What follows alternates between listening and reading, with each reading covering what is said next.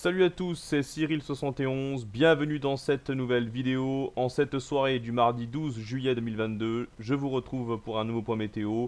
On va parler de la vague de chaleur et de la canicule également qui est prévue pour les prochains jours.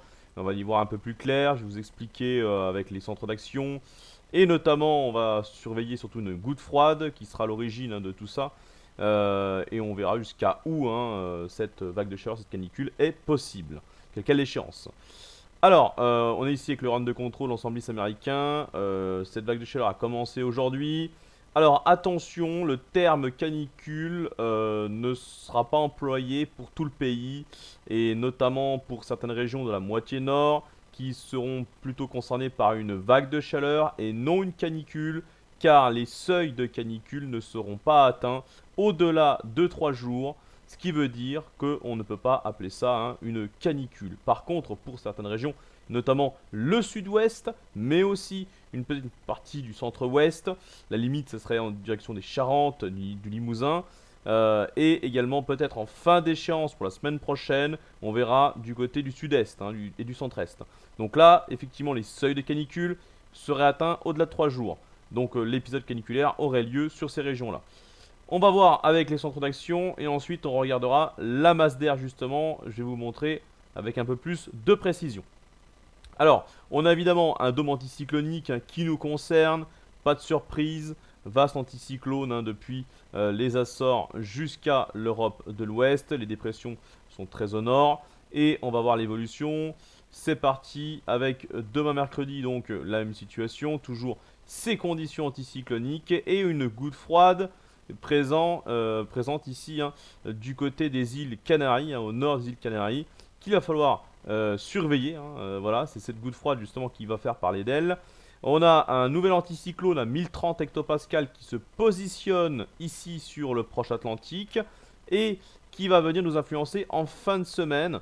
Et cet anticyclone va donc nous refaire basculer légèrement dans un flux de nord-est pour vendredi, notamment pour les régions de la moitié nord. C'est la raison pour laquelle, on va le voir après avec la masse d'air, on aura un recul de la chaleur pour le nord à partir de ce moment-là. Donc c'est bien dû à cette bulle anticyclonique, voilà, sur les îles britanniques. Et la goutte froide, vous voyez, qui remonte, elle se dirige vers le nord-nord-ouest. Et en même temps, il va y avoir donc un accord qui va se faire entre la goutte froide et cet anticyclone. C'est à partir de ce moment-là que la situation devient intéressante à suivre et très importante à signaler, puisque là, déjà, donc, on aura encore ce vent de nord-est qui risque de poser des problèmes pour la sécheresse et pour le risque d'incendie, encore une fois, pour notamment les régions du sud-est. C'est pas une bonne nouvelle, mais on a encore cet anticyclone positionné sur les îles britanniques qui, obligatoirement, nous amène donc ce flux de nord-est, donc cette bise de nord-est, avec également donc du Mistral souvent présent en Méditerranée. Donc encore une fois, cette synoptique qu'on a eue ces derniers jours n'est pas bonne.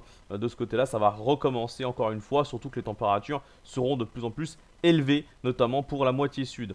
La goutte froide, vous voyez, qui est quand même assez bien présente encore. Elle est même assez vaste, elle a tendance à prendre un petit peu plus d'ampleur ici, avec même une pression atmosphérique donc en dessous de 1015 hectopascales qu'on distingue très bien. Et on va voir donc le déplacement de la goutte froide et en même temps de l'anticyclone là à partir du week-end. Regardez ce qui se passe donc pour dimanche. On a l'anticyclone qui se déplace très doucement, vraiment très très doucement en direction de l'Allemagne. Donc toujours à 1025 hectopascales. La goutte froide, vous voyez, qui se rapproche du Portugal. Et là, on sera toujours dans ce flux continental, un flux d'est. Et à partir de lundi, ça sera plutôt un flux de sud-est, puisque vous voyez que l'anticyclone, finalement, ne va pas aller plus loin. Il ne semble pas se diriger plus loin sur le continent. Il va rester positionné du côté de la mer du Nord, la Belgique et de l'ouest de l'Allemagne. Donc on gardera ce flux d'est, ce flux extrêmement sec. Vraiment, là, c'est le pire, c'est la pire des choses pour la sécheresse, ce genre de situation. Voilà, donc malheureusement, ça, c'est sûr que là, la sécheresse va continuer à s'aggraver avec ce flux d'est. Mais la goutte froide, il faut la surveiller de très près. Regardez, elle pourrait occasionner le développement d'une dépression du côté du golfe de Gascogne.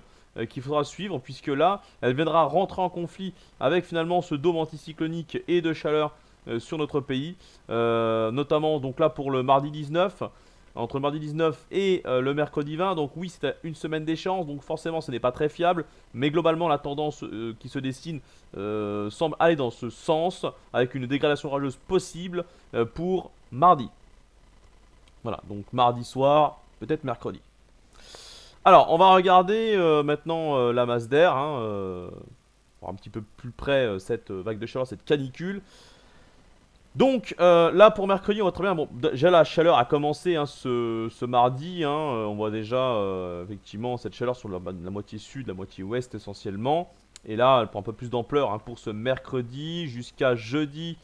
On voit cette chaleur qui est bien forte avec cette canicule qui a donc commencé pour les régions du sud. Notamment du sud-ouest. Et là, pour lundi, excusez-moi, pour vendredi, on a une baisse des températures, comme je vous l'ai dit, sur la moitié nord, une grande moitié nord, liée à cet anticyclone avec le flux de nord-est.